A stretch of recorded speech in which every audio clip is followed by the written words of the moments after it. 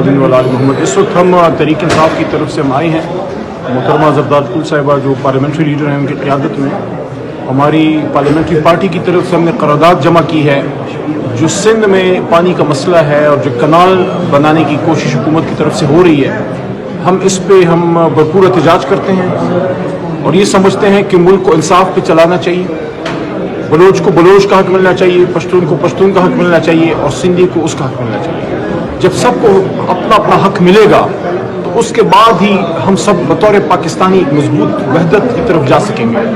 اگر سندھی پانی کے ایشو پہ خوش نہیں ہے تو آپ کیسے ملک کو خوشحالی سے اور امن کے ساتھ چلا سکتے ہیں؟ یہ مسئلہ ہمارا مسئلہ ہے. Peoples Party G D A تمام سٹیک ہولڈرز کو سندھ میں جتنی بھی جماعتیں ہیں ان کو اس پہ کانٹیکٹ کرے گی اور میں سمجھتا ہوں کہ اس قرارداد کو ہمیں مل کے پاس کرنا چاہیے. اور تحریک انصاف کی سندھ کے پانی کے مسئلے پہ جو ہم نے قرارداد جمع کی ہے اس پہ پیپلز پارٹی اور ایم کیو ایم اور جی ڈی اے کو تحریک انصاف کی قرارداد کی سپورٹ کرنی چاہیے.